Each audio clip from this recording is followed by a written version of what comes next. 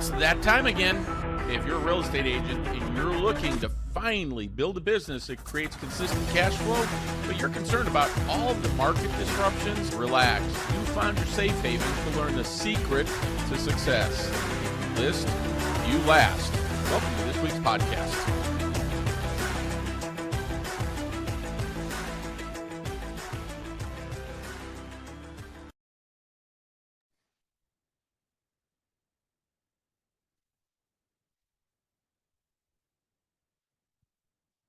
Hey, welcome, fellow listing agents. Bob Mangold, the listing coach, here with episode 53 of the If You List, You Last podcast.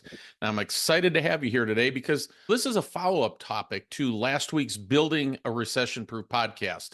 Today, we'll be sharing the good and the bad parts of the REO business, an integral piece to having a recession-proof business. Now, just a reminder, make sure you join our Real Estate Asset Advisor Facebook group so you can join in on the conversation, share your thoughts, comments, or questions on any of the topics I discuss right here on the podcast. And you can always connect with me at www.bobmangold.com. So grab a cup of coffee and settle in. Let's get to it. Now, because this podcast is longer than normal, I'm going to skip this week's mortgage market update. So let's get to today's topic. After all, the name of the podcast is If You List, You Last. So today I have my good friend Robert here, who's really become a listing master, listing ninja.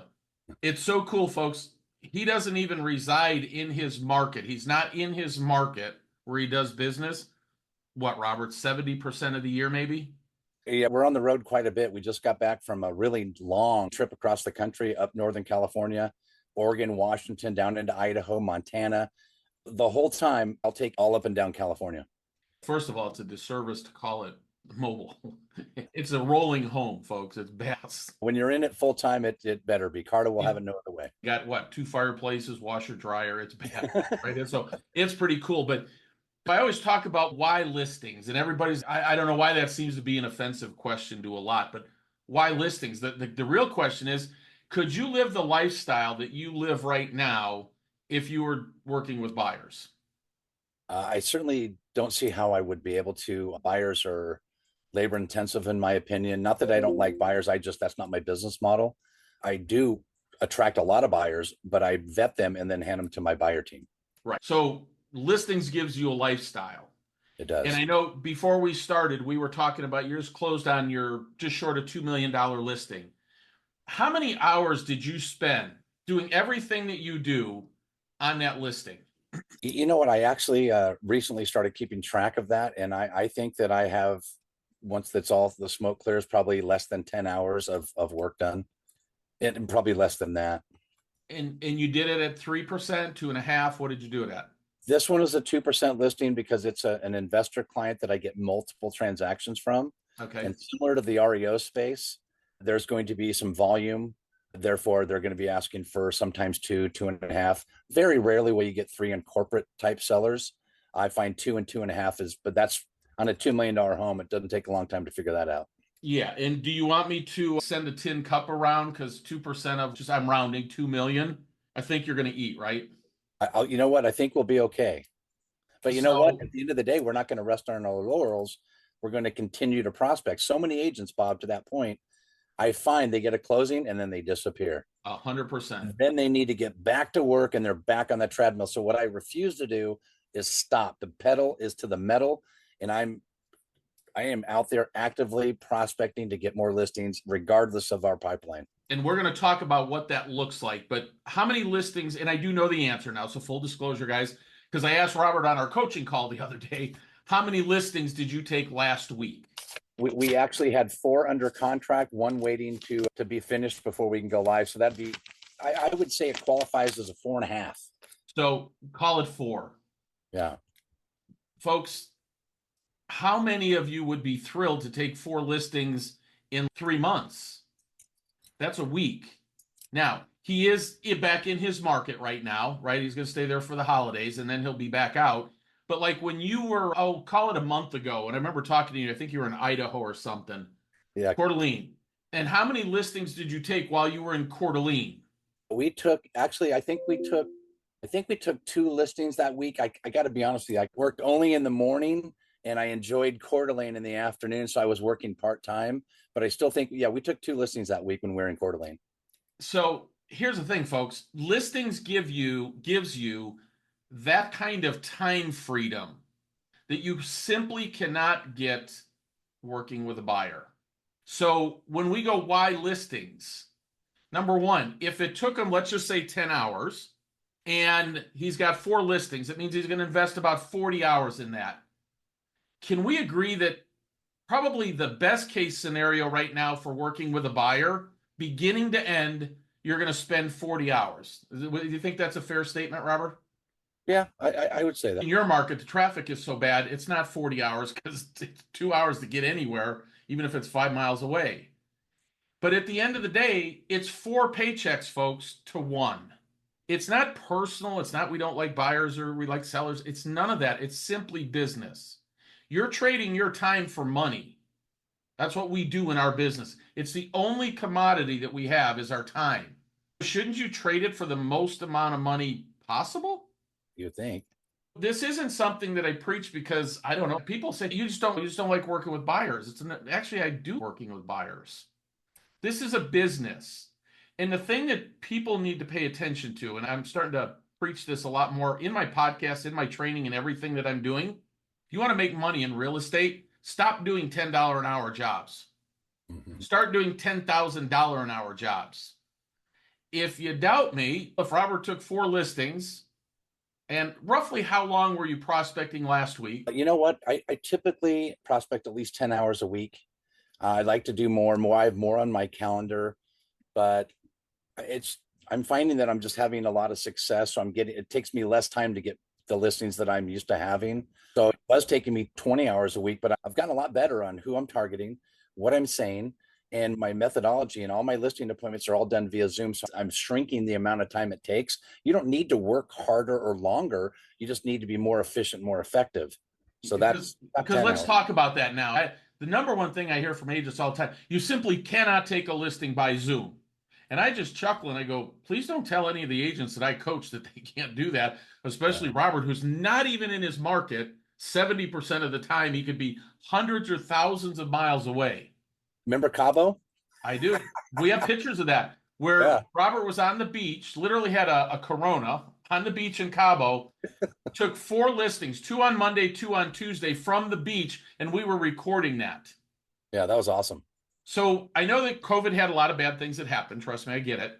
But one of the things that it did is it got people comfortable with Zoom. And the reality of it is people really don't want us in their house. And then the typical agent's in there for 2 hours talking about, I got 3 kids and I do it all for them. And here's my dog Fluffy. And let me tell you about my company. We don't do any of that, do we? Mm-mm. What, 20 minutes, 25 minutes, maybe? I only do Zoom listing appointments. I haven't stepped foot in a seller's home since March of 2020. I have 2 listing presentations. One takes me 3 to 5 minutes, and Bob does better than anybody. If you can't get past the seller objection, there's no need to move on. They got to take care of the seller objection. If they're digging their heels in on a ridiculously overpriced home, we got to cure that first before we can qualify to move forward. In the event the pricing's on, then we can go in. It takes usually about 20 to 30 minutes. We're in, we're out.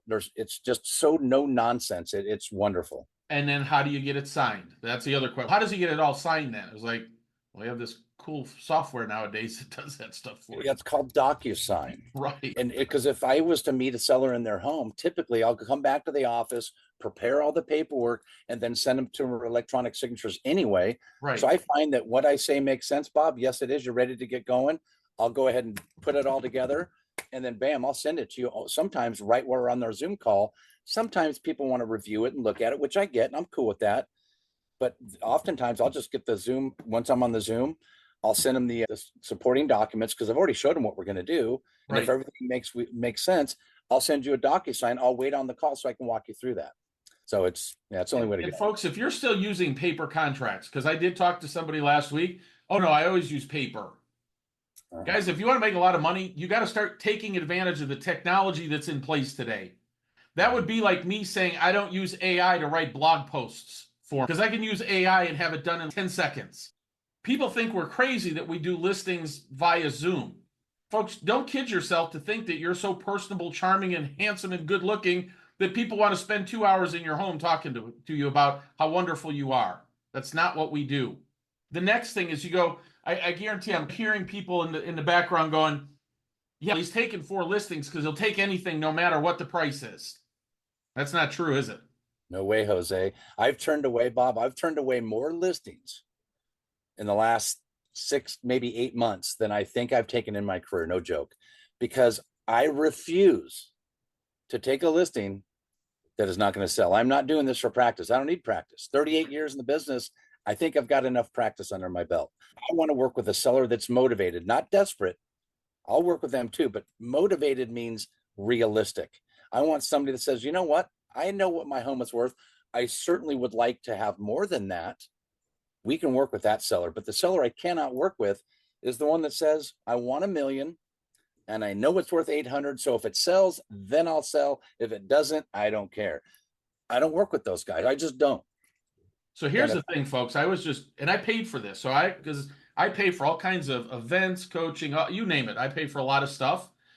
And it was a 3-day event on how to take listings. And it was by some killer listing agents that I know personally, and they do a really good job. But it was an almost universal opinion, take any listing at any price.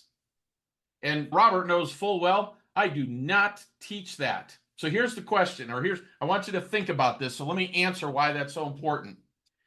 You take a listing, you're going to have to reduce the price. After about 45 days, it's like catching a falling knife, right? You're going to be chasing the lowest price. Now, let's call it 4 months, 5 months, 6 months later, the listing expires. Every person in that neighborhood every day is driving by your listing to and from work, to school, all that stuff, right? Seeing your name, suddenly the sign goes down. A couple days later, a new sign goes up from a new agent.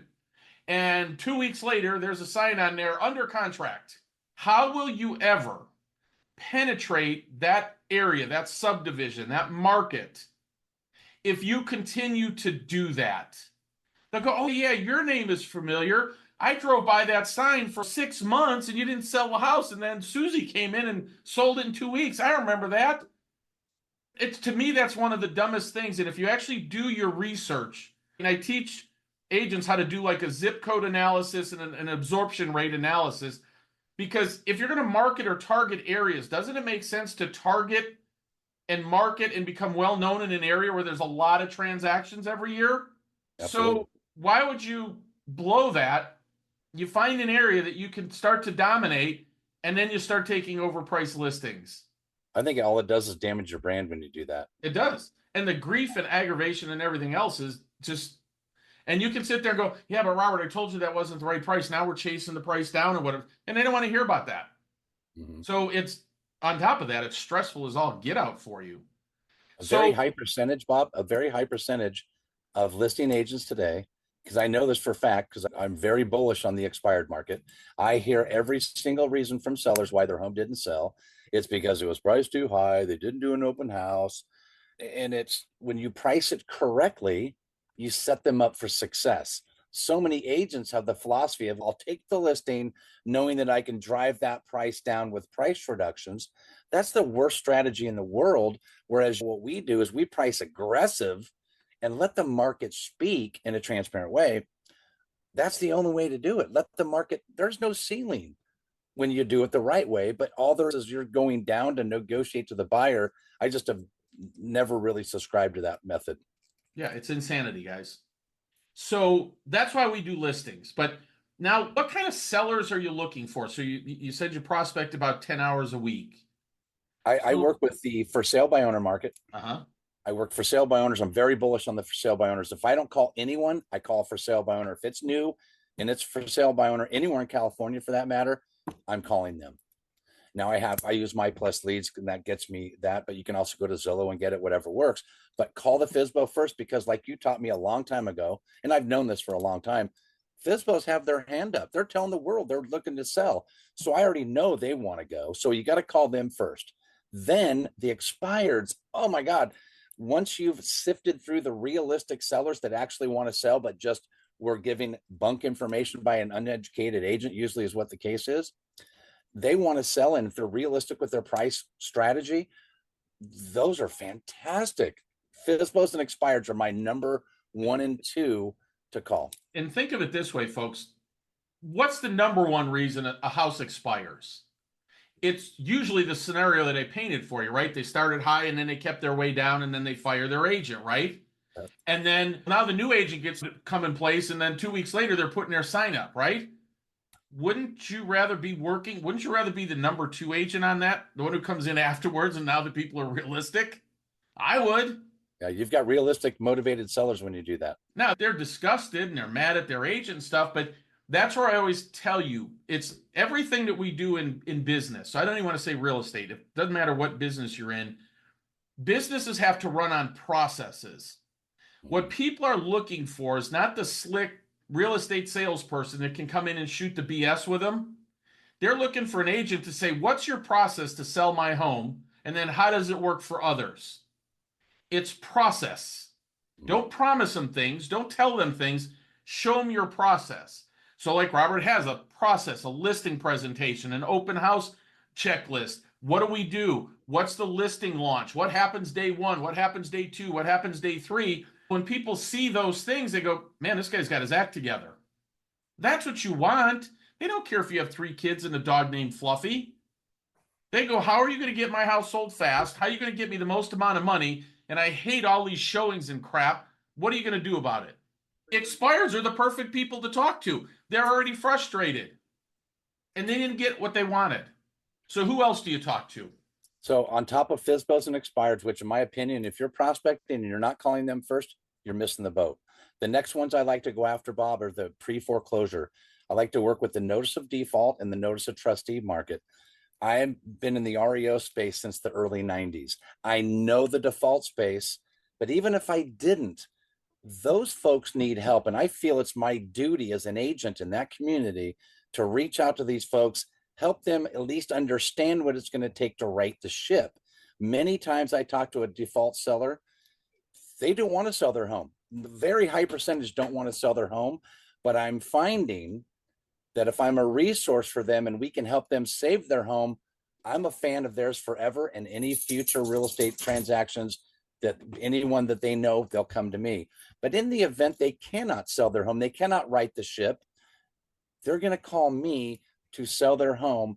And with my method of getting the highest and best price in the shortest amount of time, it makes nothing but sense to do it that way. We want to save their equity. So I find that the notice of default, notice of trustee market does a couple of things. Number one, it's lowest hanging fruit because those sellers oftentimes need to sell whether they need to know or not, whether they know Whether that they want to or not. Number two, because of the REO space, these sellers can't get it handled. You're in the middle of talking to loss mitigation folks. You're understanding the foreclosure process. You're making relationships that will help you in your post foreclosure business.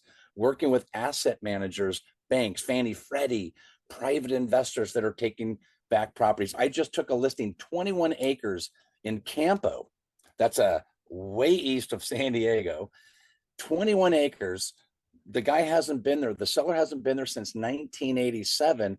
And because of my reaching out to the notice of default, notice of trustee market, we struck up a relationship and they said, I'm ready to sell this property. We've now, after 2 years of working on the foreclosure process, finally got the sheriff's sale. And now we're listing that property. So you can work with the onesie twosies all the way up to Fannie and Freddie and everyone in between. So the pre-foreclosure market prepares you and positions you for the post-foreclosure market.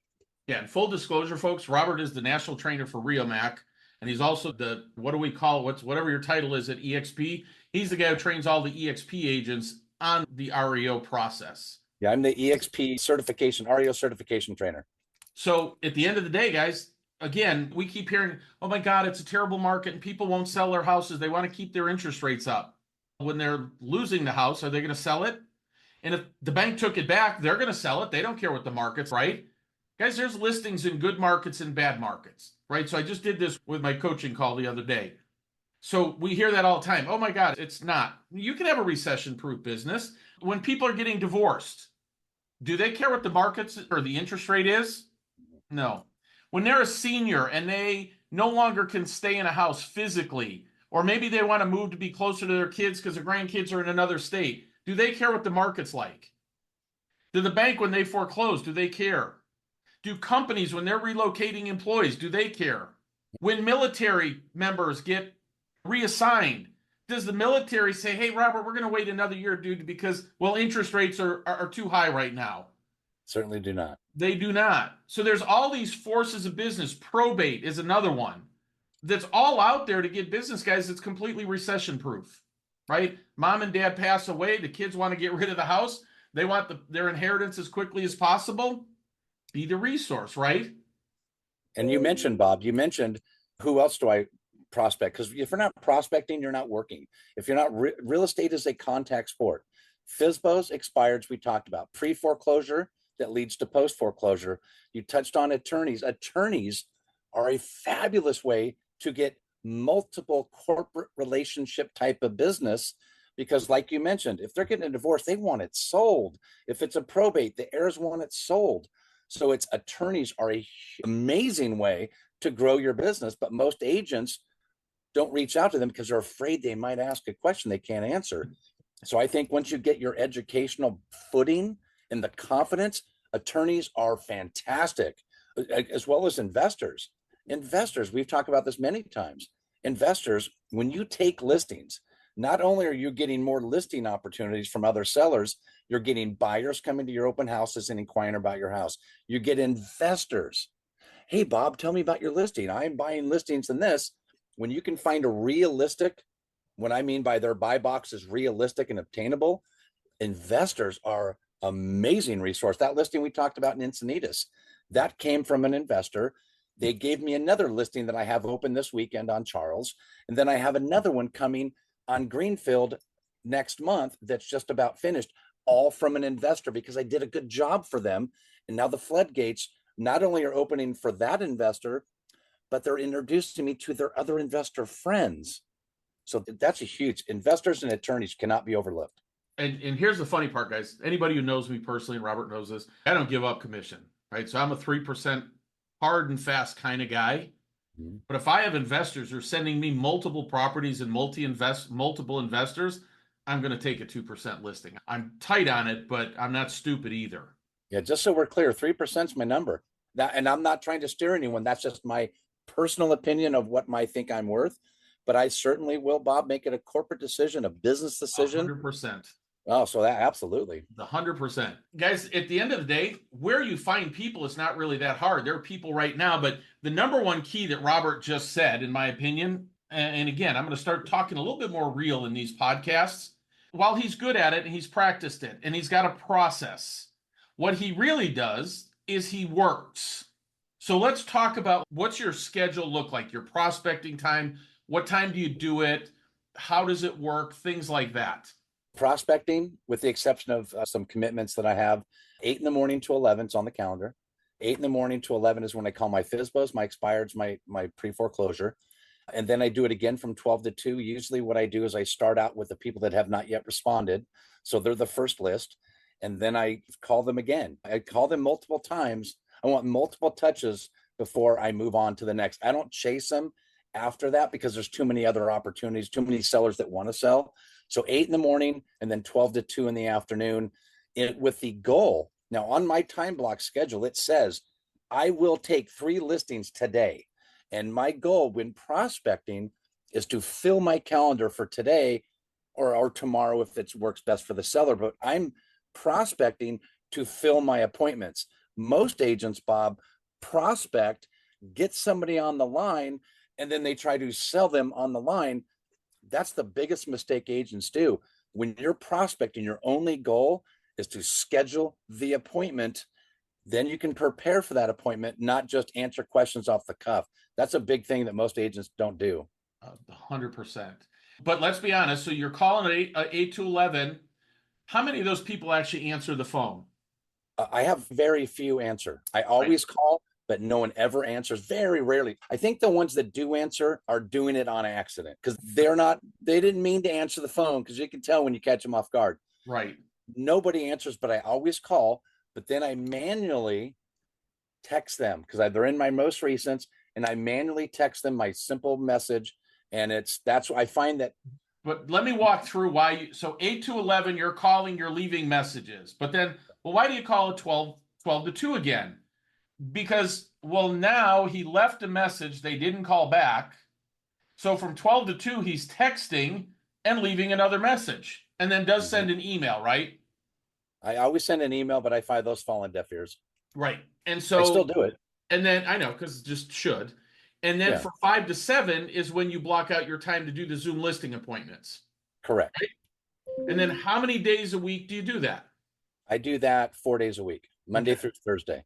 But then when you're out traveling around, you don't have to do it that much, do you? It depends. My schedule changes on travel days, of course. And those are the days I time block out, but I'll always have appointments available. But I do everything I can to reach out to the FSBOs. Those are FSBOs and expireds need to hear from me every day, right? Regardless of where I'm at in the country. So here's the other thing to realize, folks, that the calls that he makes today, right? So he took 4 listings that week. All 4 of them didn't bow down to your amazingness and that you called a FSBO and said, yeah, let's do this. Some of those were people you talked to 2 weeks ago, 3 weeks ago, 4 weeks ago, or whatever it was. There are a few people that need a little incubation period. Yes. Yeah. They got to get realistic. I think I could sell it. I had one person in my open house last week. I'm going to give it another couple weeks. Folks, that's okay. Yeah. The problem is most of you won't go back to them, right? So let's say Robert said to me, and it's a Monday, let's say, hey, I'm doing another open house next week. Let's see how that goes. You're going, all right, cool. I'm going to call him on Monday and find out how it went. I'm going, no, I'm going to call him on Saturday. Robert, how'd it go today, man? What'd you have, 10, 15, 20 people? No, I had 2. So don't wait till Monday because that's what everybody else does. Make sure, A, you follow up, and B, don't wait for, I'll wait to see what he gets on Sunday. You already know what he's going to get. Reach out at 4 or 5 o'clock on a Saturday. You can do that while you're driving, watching your kid's game, whatever. Hey, how'd it go, man? Just checking in. You could even send a text. Hey, how did it go today? I'm hoping you had 20, 25 people in. That's when you strike when the iron's hot, when their frustration level's the highest. So make no mistake, folks, when we say that Robert took 4 listings or 3 listings or 2 listings, it wasn't necessarily, it doesn't mean it's not, but some of those are people he could be incubating on where, hey, they weren't very realistic a month ago, but now they are. Or it had to be, again, hey, they were preparing the house to sell, right? So I remember that one you did last year where, shoot, I think you talked to him in September and they didn't end up listing until January because they thought they would have their house repairs done in like a month or whatever it was. And it took them 4 months. Yeah, I get a lot of that where they think, I ask them, and I'm honest with them. I've got somebody right now I'm working with that has a lot of stuff at that home that needs to be removed, like junk. And they said, oh yeah, we'll get it cleaned up and then we'll be ready to sell. That's 2 months, 3 months ago. And they're still not even lifted a finger. I'm like, it's not working. Do you want to sell your home or what's going on? So what we did is we came up with a cash offer solution where they come in, remove the junk and remodel, and they bake it into the price. And then they get the second part once it closes. So there's a solution for every seller. You just got to know what those options are and present the right solution to that seller. Yeah, but here's the key, guys. Don't talk to them in September and sit there and wait by the phone for 4 or 5 months till they call you back and say it's done. No, they'll forget about you. Yeah, I was going to say, because what I can tell you is A, they'll forget about you. B, whatever they tell you, I'll have it done in 30 days, triple it at least. Yeah. 2 months, 5 to 6. It's overwhelming for people looking at their 30 years they've been in this home, looking around going, oh man, this is going to be much more daunting task than I'd like. And they just put it off like everything else. Which again, like in this case, folks, we have resources that could go in and do exactly that. Hey, they'll come in and fix it up and do all that, put the money in place. Here's another thing. What if they just needed, I don't know, paint and some stuff like that?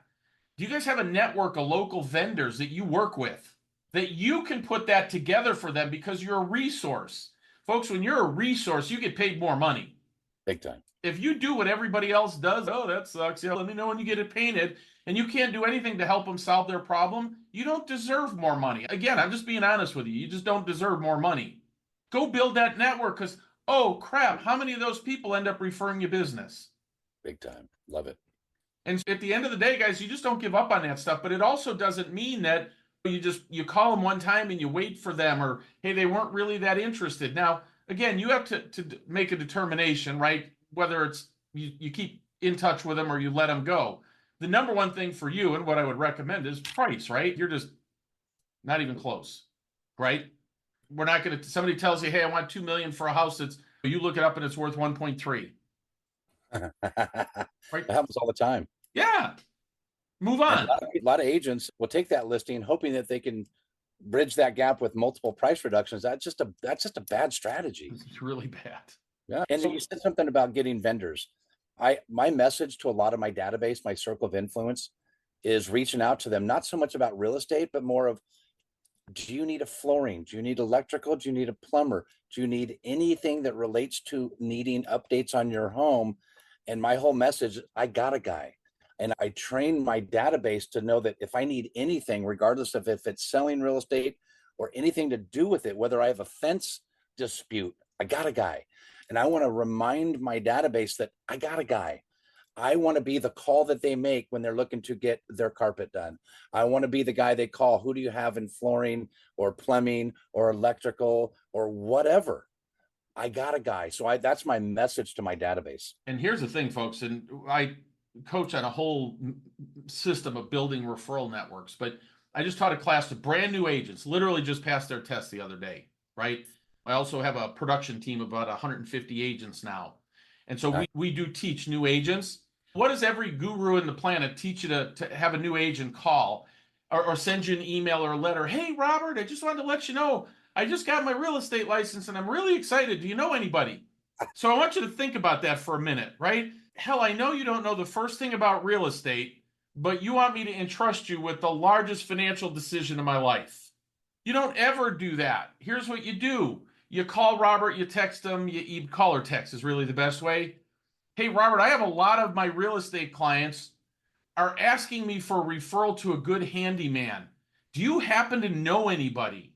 The response is going to come back, real estate clients, when did you get into real estate? Oh, I've been doing it for a while now. So the right word is a while now. Yeah. What's a while to you, Robert? It could be 5 minutes, it could be 5 hours, it could be 5 days, it's 5 weeks, right? Yeah. Now they're going, oh my God, so you've been doing that a while. Yes. Feels like forever. They don't look at you like you don't know what the hell you're doing and you're a newbie, right? Yeah. And yet that's how we've taught agents for decades to do this stuff. Not only that, then here's how it works. Hey, Robert, my name is Bob. I'm with eXp Realty. Hey, the reason I'm calling, my good friend Susie Smith told me you were an amazing handyman. Can I just ask you, are you accepting new clients? Now, the good news or bad news is sometimes they go, man, I'm so busy, I couldn't do anything. That's okay. They go, yeah, I am. Hey, awesome. Could we schedule a time? I'd love to just have coffee with you, talk about what I do. And I'll be honest with you, Robert, if I refer somebody, I take this really serious because it's my reputation on the line. It's my future referral, my future business. I want to make sure that I'm referring out the right people. And then I'd also like to talk to you about how we could promote each other. Would that work for you? Absolutely. Because by the time I'm done, I'm going to have a video with Robert saying, hey, here's my good friend Robert, good handyman. And Robert's going to be doing a video with me. Hey, here's Bob, my good friend, realtor, and blah, blah, blah. And I've got social media stuff. Then I'm going to go do a review for him on his Google review and Facebook. And I'm going to have him do the same thing for me. That's what running a business is like, guys. Yeah. So and that's what's important. I didn't mean to cut you off. Sorry about that. I think to expand on the getting vendors, because you're a professional realtor, you're going to need to be a resource for your buyers and sellers and investors, as well as your agents. So you're going to need to have 2, 3 flooring, 2 or 3 plumbing, 2 or 3 electrical. You're going to need 2 or 3 deep at least to be a very efficient resource for your buyers and sellers. But also, if you're thinking of getting into the REO space, you're going to need that for the work that's going to be done in the REO properties. So it's good for your own business, but it's also good to leverage your partners. So I love that.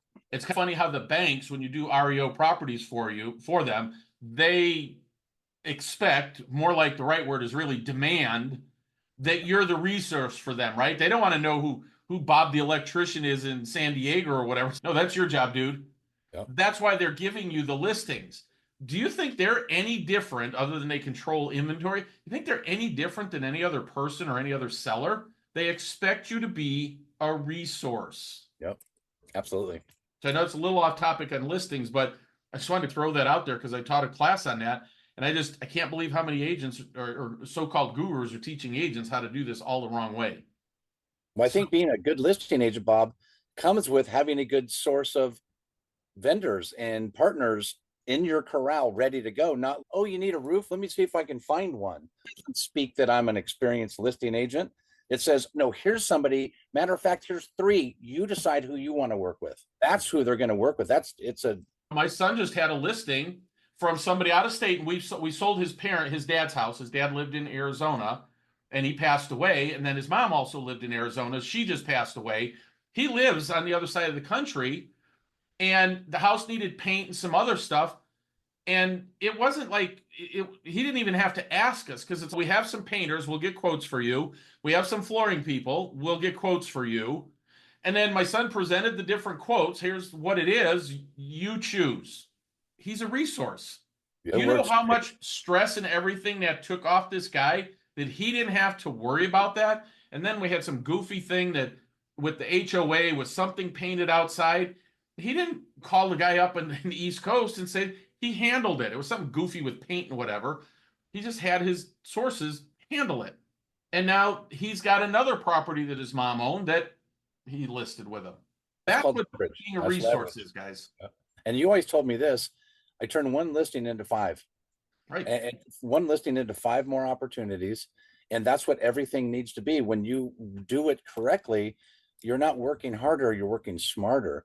And that's really what it's all about. And like we talked about before, is prospecting is great. Identifying who to talk to is great. You got to internalize the scripts. You got to understand what your message is, but you have to have a really big why. What is your why? What's going to get you up to start prospecting? Most people, it's like, you know what? I'm going to go to the restroom real quick, then I'll start prospecting. I'm going to go outside and take out the trash, then I'll start prospecting. That old creative avoidance. Nobody really wants to get it, but once you get the momentum going, your why is what keeps you going. Why are you doing this? Because I want this many transactions. I want to help this many people. I want this kind of lifestyle. You got to find out what your why is before any of this starts to take place. And that brings up another question. How many people do you talk to, weekly, monthly, doesn't matter, that are completely obnoxious and like spitting fire at you when you talk to them? Any? What's funny, a lot of the people initially, when we first start talking, you can tell whether it's a text or a phone call that they're spitting fire. But I'm just simply asking a couple of easy questions. Is it available? Are they offering compensation for an offer? I just need to know more about your home. So once I drop that wall down, I find that the dragon breathers start to go away, and they're less anxious. I'm just simply asking questions. So yeah, most of them, the FSBO and expired market, they're all pretty hot. Not so much at me, but at the process, because their phone's blowing up from agents, and it's just nonstop buyer. Oh, I've got a buyer, I'm going to come over kind of stuff. And they're tired of it. But I find once I get them on a Zoom and that wall, you can see it, that proverbial wall starts to drop and the conversation starts to happen. But there's a certain way of doing that. But they're all pretty frustrated when we call them. So here's the thing, folks. I'm going to give you my text script and then we'll wrap up. But it could be used for phone calls. The only reason I say text it now because people don't answer their phone, but it would go something like this. If I was calling you, hey, Robert, my name's Bob. I'm a local agent. And hey, I was calling for some information on your house, but it looks like it's under contract already. Can you verify that for me? What did that just do, folks? They go, what? No, it's not. No, where did you see that? Oh, I'm sorry. Are you maybe negotiating with a couple buyers right now? No. The reason I asked that question, are you negotiating with a couple buyers right now? Because 5 minutes later, when they want to tell me, I do have a couple buyers. No, you don't. I just asked you. I kept you off guard with my original question. You're expecting another agent to come in there and ask you, I may have some buyers and they know you're full of crap. Yeah. I just said, hey, I'm just checking. It looks like your house is sold. Totally. If you've ever followed Tony Robbins, it's called pattern interrupt. You thought I was going to say this, but I said this, and now you don't know how to handle it. While your guard is down, I ask you, are you negotiating? And you're telling me no.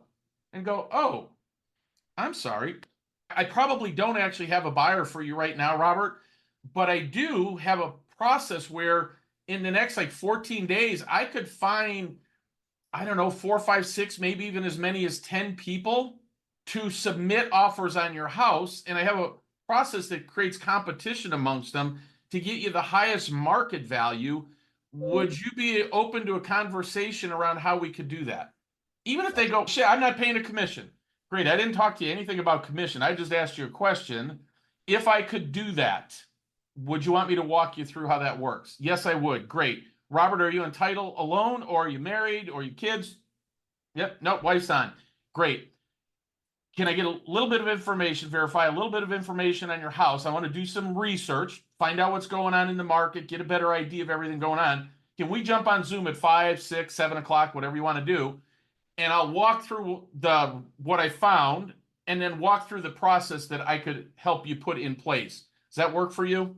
And they would say absolutely. So you totally had them off guard. You're telling them right up front, guys. This is the one that I always am amazed at. Why would you tell somebody, I may have a buyer, and then somehow when you're in the house, you have to figure out how to pivot the conversation to say, I really don't have a buyer. I want to talk about a listing. And I know you wouldn't say it that way. That's almost an impossible pivot to make. Why don't we just say, hey, I don't have one, but I do have a process? Because the truth is we do have a process, right? It's called Home Boss. If you guys listen to the podcast, what if we just did that? You don't have to worry about people like pissing you off. And the truth is you could text that too. What you said, Bob, it's just real quick. It's made me laugh. I had a text message from a fixed flip on one of my listings. And he goes, I see that your home recently came off the market. Did it fall out of escrow? And I was like, oh my God, did my MLS, did something happen? I had to go check it to make sure it was still active. But it was a pattern interruption. Yeah, so that works big time because I was startled. So if people won't, I was almost going to curse a little bit. If people won't be obnoxious, what do you have to worry about? They have a house to sell. They're not going to be able to sell it on their own. Or it's an expired. They had a house to sell. The agent didn't sell it. You could help them with it. And they're not going to be mad at you. What do you have to lose? Yeah. Now, you do have to have a process, and you have to do that, and that's what we coach on and all that. But nonetheless, folks, you don't have to be afraid if you're doing things the right way. Make sense? So with that, I have no idea how long we've been going. I guess we've been going a while. So I try and keep it 30 minutes. Can I add one thing? Yep, go ahead. One thing that's super important. Sure, taking listings is the name of the game because listings bring more buyers, more sellers, more investors, more agents. That's a proven fact. FSBOs and expireds have their hands up. That's why you need to take now listings. I think that you need to also have your why, like we talked about, but at the end of the day, you need to track and measure your numbers. So you know that you're doing the work, you're making the calls to the right people, you're converting those calls into contacts, you're converting those contacts into appointments, and you're converting those appointments into listings. But if you're not tracking and measuring your numbers, you're not being able to pick up on where you need help. So the last thing I would add is track and measure your numbers. You need it to have that ultimate success in listings. So that's one last piece I want to. And if you caught, Robert says, most days I do 8 to 11, like on Monday, that's what he does with his group, his team, is accountability. Give me your numbers. Because as a coach, how can you help them if you don't know what they need help on?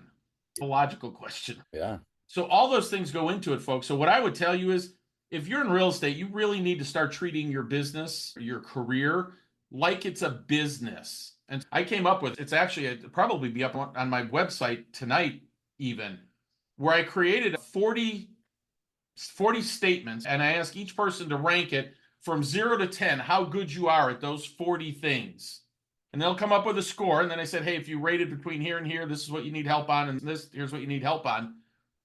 But if you actually scored like 400, right, 10 times 40, you would have the most amazing business, making a ton of money, working 20, 30 hours a week, because it is 100% possible to do it. You're living proof of it. I'm living proof of it. I only worked like 30 hours a week to make more than $1 million a year net. Then I got smart and decided to open up my own brokerage, from making over $1 million to making $21,000 from working 30 hours to working 100. Yeah, we're not doing that again. You and me both, brother. Treat it like a business, folks. So with that, Robert, thanks so much for doing this. Folks, I hope that gave you some insight from the street, somebody who's doing it. Full disclosure, I'm not making FSBO and expired calls now. I'm not in production. I'm too old now. They're going to put me out to pasture pretty soon.